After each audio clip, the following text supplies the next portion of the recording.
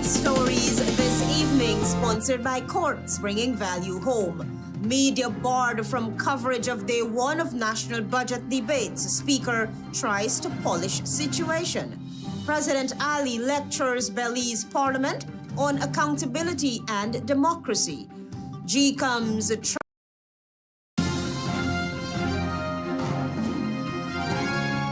Your top stories this evening, sponsored by Courts, bringing value home. Media barred from coverage of day one of national budget debates. Speaker tries to polish situation.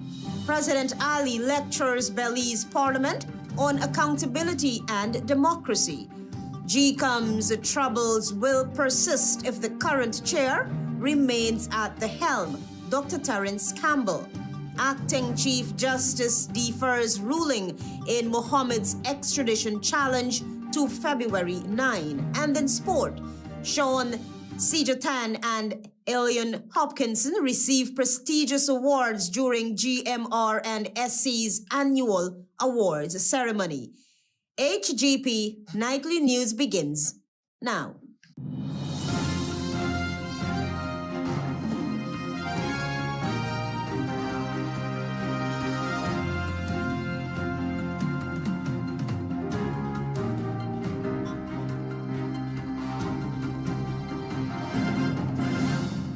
Good evening to our viewers here in Guyana and online. I'm ALETHEA Grant with the Monday, 2nd February 2026 edition of the HGP Nightly News. This is what you should know this evening.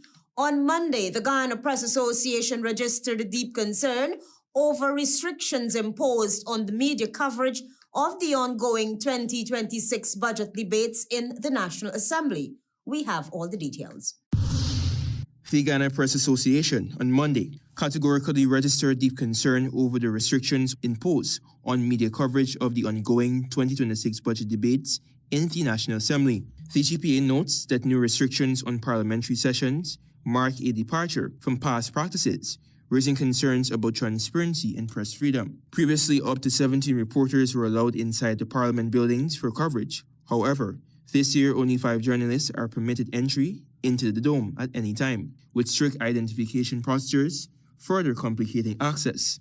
The reduction in access is puzzling, given the dome's increased capacity. The lack of a direct camera feed worsens this issue, forcing media outlets to rely on a video link from the Department of Public Information that frequently suffers from interruptions and audio issues, which were among concerns raised.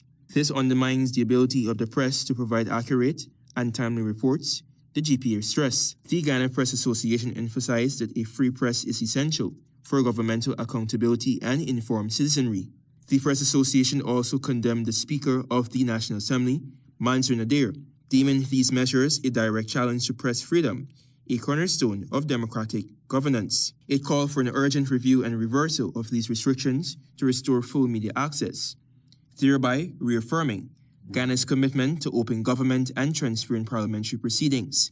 Several journalists voiced their concerns, with newsrooms Kurt Campbell and Fariza Hanif, news sources Gordon Mosley, openly condemning restrictions on journalists during the 2026 budget debates, calling it an attack on press freedom. They stressed that such measures weaken the media's role in promoting transparency and holding the government accountable, underscoring the importance of journalists' right to unrestricted access and coverage in democracies. Former journalist at the National Communications Network, Janelle Prasad, newsrooms Bibi Khatoon, and non-journalist Robin Singh have also condemned these actions. Meanwhile, the Parliament Office, in height of the COVID-19 pandemic Parliament, had advised that the media will not be restricted from covering sittings. According to an agreement between the Parliament Office of Guyana and the Guyana Press Association, cameras were allowed in the dome for media houses to capture their required images. No restrictions were applied to filming inside the dome, and outside interviews and shots were permitted. At the commencement of Monday's sitting, Nadir attempted to justify his actions, dubbing it a narrative coming out from certain sections of the media. Expanded from 5 to 7 members of the private media, because most of them are using their phones to do the recording. we have in excess of 52 requests.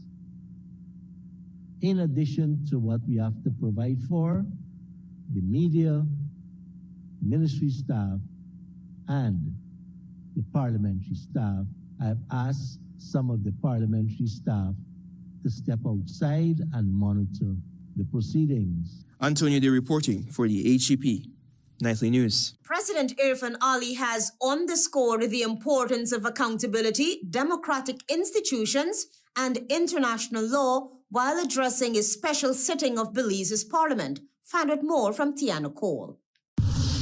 President Irfan Ali on Monday delivered an address to a special sitting of the parliament in Belize, where he emphasized that the development of a modern society requires accountability from every segment of society. Accountability is not only for the government, it is for the opposition, it is for the private sector, it is for the education system, it is for every segment of the population.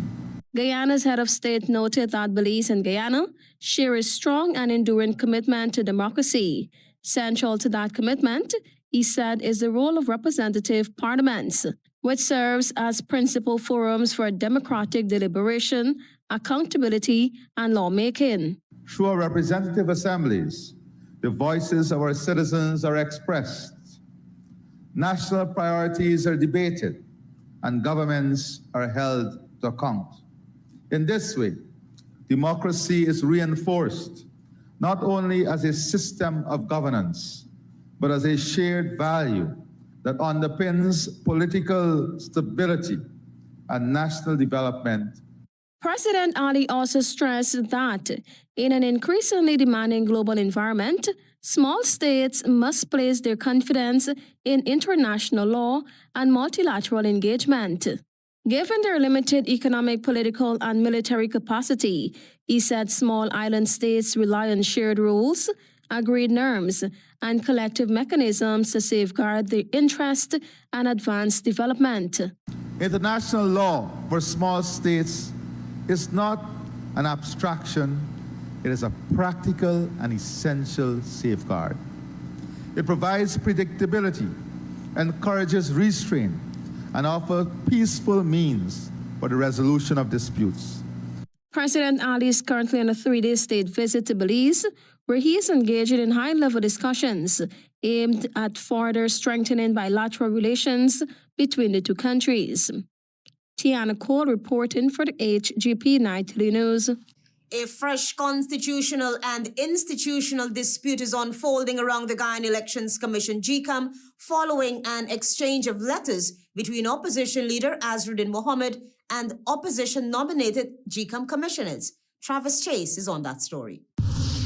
Last week, leader of the opposition Azruddin Mohammed formally invited the opposition-nominated commissioners sitting on Guyana Elections Commission, Vincent Alexander, Charles Corbin, and Desmond Trotman, to attend a meeting at his party's head office. In a letter dated January 30, Mohammed indicated that the proposed meeting would address issues surrounding the commissioners' status as opposition-nominated members of GECOM, including constitutional and institutional considerations.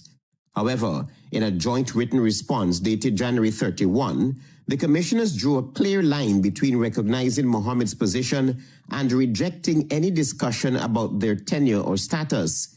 The commissioners stated that they are aware of public statements attributed to the We Invest in Nationhood and Mohammed, including calls for their resignation and what they describe as disparaging remarks. Against that background, they said they, quote, do not accept that there is any basis for a meeting to discuss their status as commissioners, unquote, noting that such matters fall strictly within legislative or judicial authority. However, the commissioners also acknowledged Mohammed's role as leader of the opposition and confirmed their willingness to meet with him or his representatives on all matters pertaining to GECOM, excluding their status. They further proposed that any initial engagement be held at a neutral and mutually agreed venue rather than a party office. As of broadcast time, there has been no public reply from Mohammed to the commissioner's counter-proposal, nor any official comment from GECOM. whether the parties agree on a neutral venue and whether dialogue proceeds without touching the contentious issue of commissioners' status could shape future legal and political debate ahead of key electoral timelines. Travis Chase, HGP Nightly News. The 2026 national budget debate commenced with a fiery speech from Minister with responsibility for public works. Marvin Cato reports. Veering off from his script, senior government official and Minister of Public Works Juan Egil, instead of providing practical political knowledge to a newly sworn-in member of parliament on parliamentary matters, mockingly scolded the new member of parliament on how he should go about his budget presentation. Please rewrite your written statements and let your consultants do better. That was Minister of Public Works Juan Egil, after we invest in nationhood's Shadow Minister of Natural Resources, Dr. Andre Lewis, during Monday's 26 budget debates. Turning to the business at hand, that of defending government's $1.558 trillion budget, Egil said of that sum, $227 billion was budgeted for his ministry to execute road construction, bridges, and other infrastructural works that will benefit communities. Since 2020 to now, the PPPC has created more than 100,000 jobs. Egil was adamant that the theme of the budget is being realized because the government has seen transformative growth and will continue, since it will give pathway workers and community support workers who are paid a meager $40,000 monthly more from the revenues. He also noted that the budget sees access to world-class health facilities being realized with the construction of several new hospitals and healthcare facilities, among other benefits. Single parents, farmers and agro-processors, fisher folk, tour guides and other tourism professionals, miners, young professionals, and thousands of men and women in uniform will benefit because we put people first. The minister noted that when airstrips are built and ferries are bought, cost of living is reduced since access to far-flung areas become easier and the cost of transporting food is reduced. He also listed a number of wharves that are being constructed, all aimed at putting people first. A number of ongoing projects will also receive additional financing in the 2026 budget, including the construction of the bridge to Suriname. Marvin Cato reporting for HGP Nightly News. Join us after the break. We have more news for you.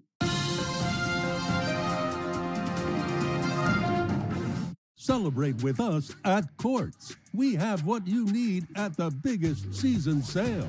Save with great deals and huge savings on select items store-wide. Get unbeatable values on TVs, new arrivals in furniture. Save on select bedroom sets, large appliances, free gifts, and much more. Shop now, pay later. Get huge savings this season, only at Courts. Bringing value home. Offers end February 28, 2026. Conditions apply. Welcome to SNL Electrical Inc., where lighting and electrical needs are met with expertise and style. From the latest in electrical lamps to durable cables, circuit breakers, panels, we have it all. Illuminate your space with our elegant chandeliers, stunning crystal lights, and versatile pole lights. Looking to upgrade your comfort? Explore top-of-the-line AC units and our diverse selections of stylish styles. Visit us at 170-180 Thomas Street, Kitty, Georgetown. Discover a solution that not only lights up your world but transforms it. Call us on telephone number 226-3018 or 223-1634. SNL Electrical Inc., powering your life with elegance, quality, and care. Krishna Rolf Establishment. No job is too small or too large. We specialize in all types of fabricating machinery, excavator repairs, rice field pumps, and hydraulic hoses. Visit us at Lot 113, Block CC, Manripo, East Coast, and Marara, or call 220-96224-629-4021 or 619-7880. At Krishna Rolf Establishment, no job is too small or too large.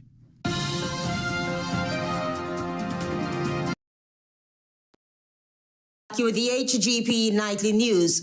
Antonio Day tells us that a Partnership for National Unity's parliamentary lead, Dr. Terrence Campbell, believes the We Invest in Nationhood party is fighting the wrong battles as the biggest dilemma at the Guyana Elections Commission is its chairperson and not the PNC or APNU nominated commissioners. Here is more. Parliamentary lead for the Partnership for National Unity, Dr. Terrence Campbell, has expressed curiosity that discussions have focused solely on the opposition-nominated Guyana Elections Commission commissioners since the appointment of the new leader of the opposition. He pointedly noted that concerns about the GECOM chairperson, Justice retired Claudette Singh, have been largely absent, identifying her as the root of many of the commission's problems. Nothing has been heard about the chairperson of GECOM. And I would venture a little further to say that if I had to identify a problem at GECOM, I will first identify the chairperson as the source of most of the problems. Meanwhile, Aubrey Norton, leader of the People's National Congress Reform, also echoes similar sentiments, criticizing the GECOM's chairperson, retired Justice Claudette Singh, for initially attempting to remove the 3 PNCR-APNU appointed commissioners without legal authority, an action that undermines the integrity of the commission. The GECOM chairperson subsequently admitted that she has no authority to do so. It is instructive that you go after the commissioners who have been fighting for changing the electoral system and leave the chairman who has been voting with the PPP. It is indicative of the fact that you support what is happening. Mr. Norton stressed the importance of adhering to the constitutional provisions and engaging in proper legal consultation before making such decisions. Norton said in order for things to run seamlessly at GECOM's administration, its chairman must be removed. He said if this is not done, problems will continue to persist. Commissioners Vincent Alexander, Charles Kerben, and Desmond Trotman have agreed in principle to engage with the leader of the opposition, but have formally precluded any discussion regarding their resignation from the commission. In a joint letter dated January 31, 2026, the commissioners stated their readiness to deliberate on all matters pertaining to GECOM's functions, except their tenure, which they describe as a matter of quote-unquote that can only be addressed through legislative or judicial action. Antonio De reporting for the HGP Nightly News. Despite confirmed questioning by U.S. authorities, the revocation of his United States visa and indications of a possible international investigation, Mitchell Caesar, Guyana's deputy crime chief, remains actively on the job, a reality that is now fueling serious public concerns. Travis Chase has more. Deputy Crime Chief Mitchell Caesar quietly returned to duty last week after an extended leave and continues to work on high-profile criminal matters. Yet, there has been no explanation from the Guyana Police Force or the government on why the second in command of the Criminal Investigations Department remains in operational control amid growing international scrutiny. It is well known to Caesar that he is under international investigation and could face possible U.S. sanctions related to alleged criminal conduct locally and internationally. As authorities maintain complete silence, the situation raises troubling questions. Why is a senior officer whose visa has been revoked and who was questioned abroad still exercising significant influence over criminal investigations? Why has there been no official disclosure? And at what point does silence itself become a matter of public accountability? For now, the answers remain elusive as scrutiny intensifies. Multiple sources have confirmed that Caesar was questioned by U.S. authorities in 2024 after entering the United States while on vacation leave. The nature of that questioning has never been disclosed. The development has revived memories of Caesar's controversial past, including his central role in the 2022 fatal shooting of businessman Ricardo Fagundes called Paper Shorts outside Palm Court. That incident sparked nationwide outrage and calls for accountability, yet no public findings or conclusions were ever released. Over the years, Caesar has also faced persistent allegations of corruption, bribery, interference in criminal cases, and claims that charges were manipulated to the detriment of innocent citizens, some of whom are still languishing in jail. Travis Chase, HGP Nightly News. A ruling in the legal challenge filed by U.S. indicted businessmen Azruddin and Nazar Mohammed has been deferred. The decision affects ongoing extradition proceedings against the father and his son duo. Find out more from Tiana Cole. Acting Chief Justice Navendra Singh has postponed his ruling in the constitutional challenge and judicial review proceedings filed by Azruddin and Nazar Mohammed, who are seeking to block their extradition to the United States. The ruling, which was scheduled to be delivered on Monday, has been deferred to February 9, 2026. The Mohammeds are challenging sections of the Guyana's Fugitive Offenders Act and are asking the court to squash the decision of the Minister of Home Affairs to issue the authority to proceed, which triggered the extradition process against them. Through their legal team, the Mohammeds contend that the extradition process is tainted by presumed and apparent bias, rendering it unlawful. The extradition is being pursued under the Ghana-United Kingdom Extradition Treaty, which remains in force in Guyana under Section 41A of the Fugitive Offenders Act, Chapter 1004, as amended by Act No. 10 of 2024. The extradition request was formally submitted by the United States government on October 30, 2025. Meanwhile, the defense is asking the court to hold the extradition proceedings as the magistrate's court pending a final determination of the constitutionality of the recent amendments to the act. Tiana Cole reporting for the HGP Nightly News. More news ahead. Stay tuned. Planning a cleanup? We can help. CAMPBELL's waste management skip bins can be provided for home renovation projects, yard cleanup, or construction project. It's simple. Step 1, give us a call. Step 2, we put down the bin. Step 3, load it up with all of your junk. Step 4, we take it away. That's simple. Bins are also available in various sizes, so there is no job that is too big or too small. Call CAMPBELL's Waste Management today at 218-1455. Smart Minds Educational Institute, offering preschool, nursery, and primary levels. Finally, a school that is every parent's dream. Located at 69 Crow Street, offering academic excellence, trained qualified teachers, small class sizes, personalized care, and one-to-one attention for your little ones. So if your child is for preschool, nursery, or primary level, come to Smart Mind, located at 69 Crow Street, or call 231-4885 or 600-9229 to enroll now. Celebrate with us at Courts. We have what you need at the biggest season sale. Save with great deals and huge savings on select items store-wide. Get unbeatable values on TVs, new arrivals in furniture. Save on select bedroom sets, large appliances, free gifts, and much more. Shop now, pay later. Get huge savings this season, only at Courts. Bringing value home. Offers end February 28, 2026. Conditions apply.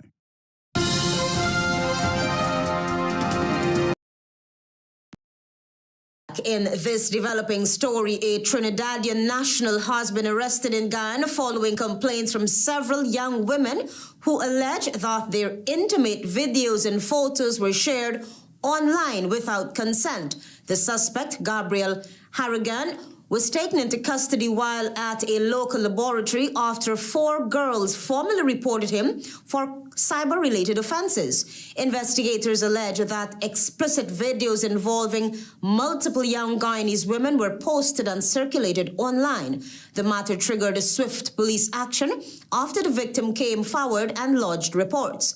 However, Lal has since denied responsibility for the uploads, claiming his mobile phone was stolen and later hacked, and that the videos were leaked without his knowledge or consent. Nightly News understands that police have since seized electronic devices as part of its investigation, and a cybercrime investigation to determine how the videos were accessed, stored, and distributed has commenced. Opening the 2026 national budget debates, Dr. Andrew Lewis, Member of Parliament for the We Invest in Nationhood Party and the Shadow Minister of Natural Resources, emphasized that Guyana requires not only a historically large budget, but one that is equitable, responsible, and focuses on real improvements for all citizens, aligning with the principle of putting people first rather than mere rhetoric. Antonio Day has that story. Dr. Andrew Lewis, Member of Parliament from the We Invest in Nationhood Party and Shadow Minister of Natural Resources, said that despite the appealing title, Putting the People First, the fundamental question that remains is, does Budget 2026 generally serve the people? With his opening presentation on the 2026 budget debates in the National Assembly, the WIN Member of Parliament contended that the measure of a successful fiscal plan extends beyond mere size or financial figures. He said a fiscal plan must be evaluated by its tangible impact on everyday lives, equitable distribution of benefits, and sustainability over time. Despite record-breaking figures and ambitious headlines, Mr. Speaker, many Guyanese remain uncertain about how promises outlined in Budget 2026 will actually put the people first. With 58% of the population struggling to meet basic needs due to rising living costs, poverty persists even amid economic growth, revealing systemic challenges that the budget must address, Dr. Lewis highlighted. What concerns many Guyanese, Mr. Speaker, is that while spending continues, the rise continues rapidly, the link between spending and a better quality of life is still unclear.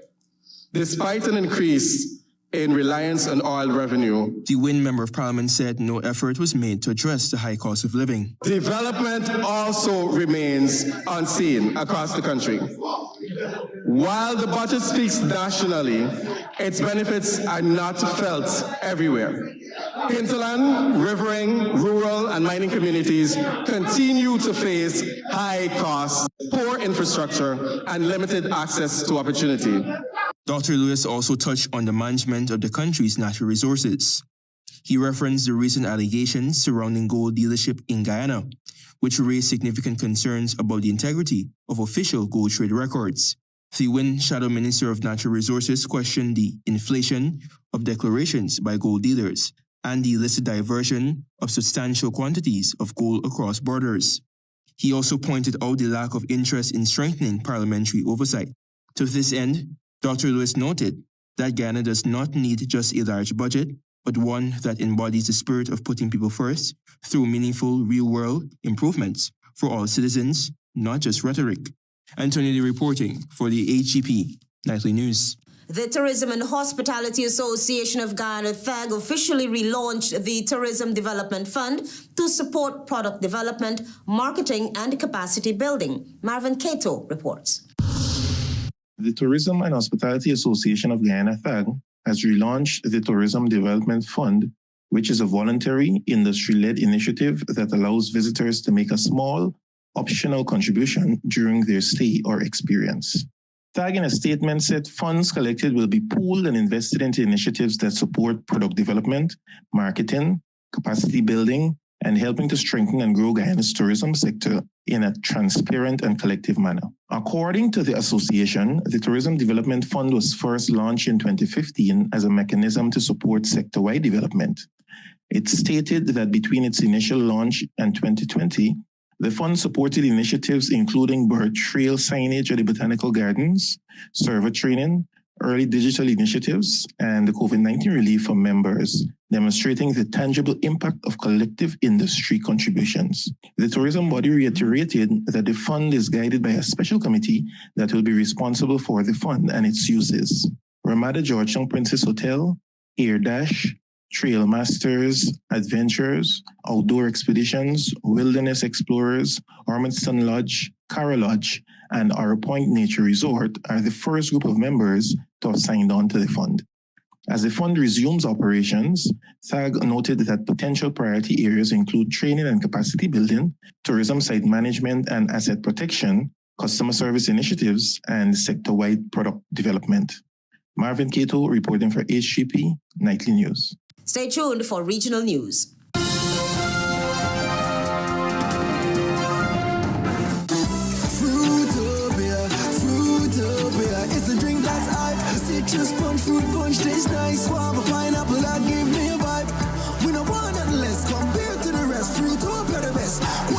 first when it comes to the test. Perfect thing for my lunch, flavors pack a punch. Fruitopia, it's a drink that's hype. It's citrus punch, fruit punch tastes nice. Fruitopia, the drink that rocks your lunchtime. Need to open a bank account? There's no time to make the drive to stand in line. Get ready. Opening an account with Republic On Board is easy from anywhere at any time, even while waiting for a food order. So you don't have to skip lunch. Republic On Board. Fast, easy, secure. Visit www.republiconboard.com to open your account today. Interested in honoring or paying tribute to a loved one, or just making a loved one feel special? HGP TV offers you all that and more. Air your birthday greetings, death announcements, and wedding anniversaries on HGP TV today. HGP TV offers affordable prices, convenience, and great services. Call us on 220-3660 or email us at sales@hgptv.com.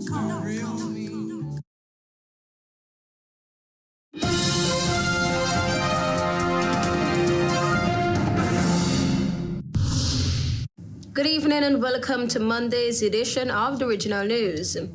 Behave yourselves or another state of emergency SOE will be called. That's the warning Prime Minister Kamala Persad-Bissessar issued on Sunday evening to gangs and detainees held during the state of emergency who were released as it came to an end at midnight. I will use every means within the law to make criminals and their friends and families' lives an absolute hell, she warned. In a post on her social media platforms, hours before the SOE declared on July 18 last year came to an end, Persad-Bissessar said it is time to tip the country's scales toward law-abiding citizens, and that she does not care about the tired, outdated, woke, race-baiting, and bigoted propaganda. The SOE under the Persad-Bissessar administration was called at the recommendation of the police commissioner, based on a highly sophisticated crime syndicate that was operational both within and outside of the Trinidad and Tobago's prison facilities. Ahead of the SOE ending, the government had brought and debate legislation to implement zones of special operations via the ZOSO Bill 2026, but it failed in the Senate last week. However, the Prime Minister warned that she would do whatever it takes to keep citizens safe. Quote unquote, I want the gangs and those detainees released from prison to know that decent, law-abiding citizens are fed up of your criminality, and I will have no hesitation in enacting another SOE if you cannot behave yourself.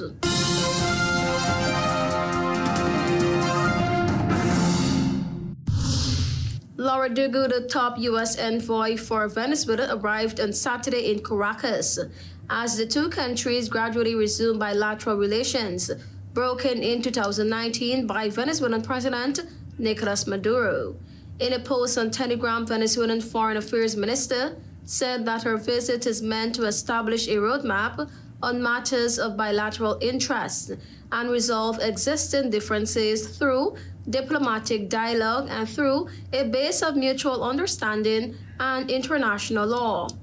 Dugu, who previously served as ambassador to Honduras and Nicaragua, wrote on X that she had arrived in Venezuela and that, quote unquote, my team and I are ready to work. The U.S. captured Maduro on January 3 and brought him to New York for arraignment in court on narco-terrorism charges. Delcy Rodriguez, Venezuela's interim president, has since said she seeks to move toward balanced and respectful relations with the United States. The two countries reached a deal to export up to $2 billion worth of Venezuelan crude to the United States. And on Friday, Rodriguez announced a proposed amnesty law for hundreds of prisoners in the country.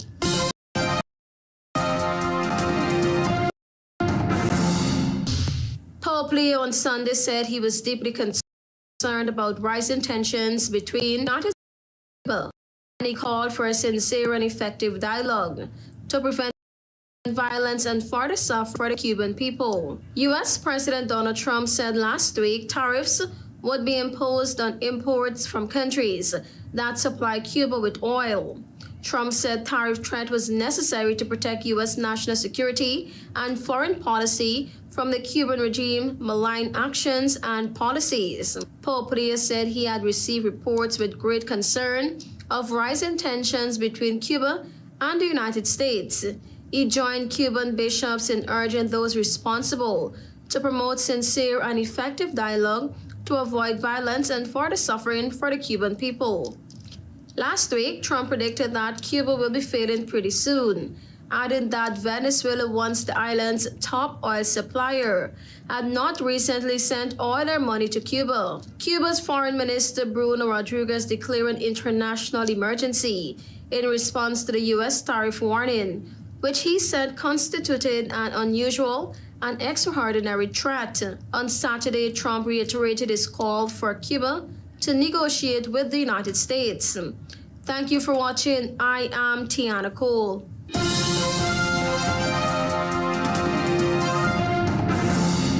Let's now join Delwyn Neblet for HGP's Sports Pulse.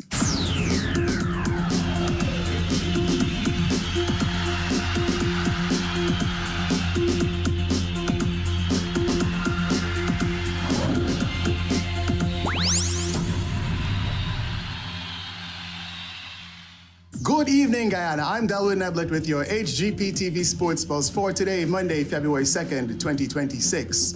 The Ghana Motor Racing and Sports Club held their annual awards ceremony in Georgetown on Friday. SHAUN SEEJATAN and ALIAN Hopkinson received the prestigious Driver and Rider of the Year awards after SEEJATAN won the Group 2 Circuit Championship and the Vitz Cup Endurance title, and Hopkinson secured victory in the Super Stock B bike category, featuring a new class lap record. Other awards were presented to Matthew Vera in the Super Stock A bike category, while Sylvester Carew and Devendra Chattagoon won the Rookie A and B categories, respectively. Nourish Alves prevailed in the Street Tuner category as Ryan Rahaman secured the Sports Tuner title. The Vitz Cup A and B class titles went to Ramiz Mohammed and Bishram Rajaram, respectively, as Afraz Ali secured both the Starlet Cup and Group 3 titles.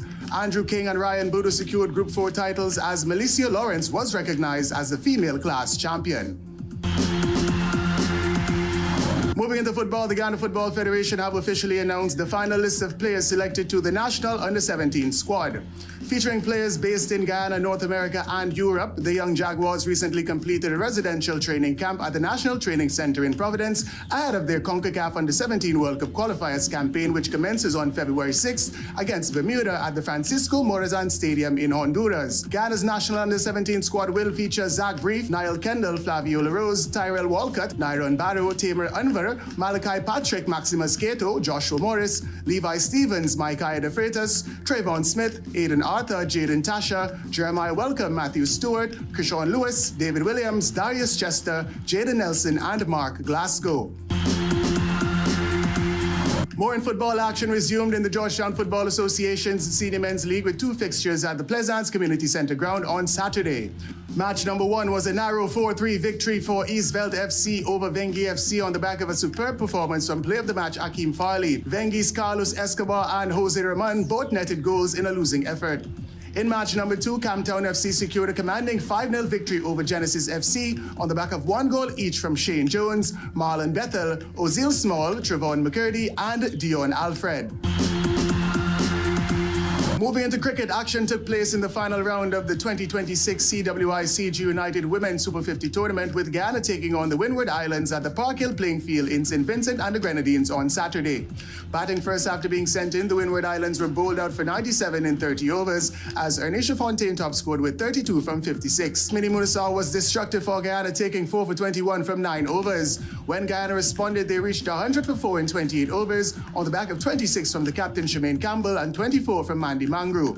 Afi Fletcher picked up 2 for 23 for the Windward Islands in a losing effort. Finally, in cricket, action took place in the third and final T20 international between the West Indies and South Africa at the Wanderers Stadium in Johannesburg on Saturday. Batting first in the truncated fixture after being sent in, the West Indies reached 114 for 3 of their allotment of 10 overs. Shea Hope added 48 from 25 as Shimron Hetmeyer remained unbeaten on 48 from 22. When South Africa responded in pursuit of a revised 125, they were limited to 118 for 6 of their allotment of 10 overs. Player of the match, Kudikish Moti, was the pick of the bowlers for Guyana, taking 3 for 17 in the 6-run DLS victory. That's it for this edition of the HGP TV Sports Pulse. I'm Delwyn Neblet, reminding you to stay in the game.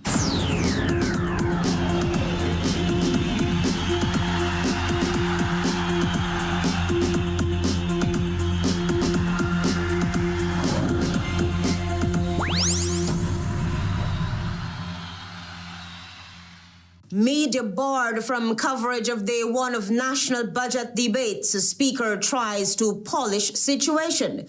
President Ali lectures Belize Parliament on accountability and democracy. GECOM'S troubles will persist if the current chair remains at the helm. Dr. Terrence Campbell. Acting Chief Justice defers ruling in MOHAMEDS extradition challenge to February 9. And in sport, SHAUN, SEEJATAN and ALIAN Hopkinson receive prestigious awards during GMR&SC's annual awards ceremony. Those are our major headlines. For these stories and more, please go to our website. It's www.hgptv.com. I'm ALETHEA Grant. Thanks for watching.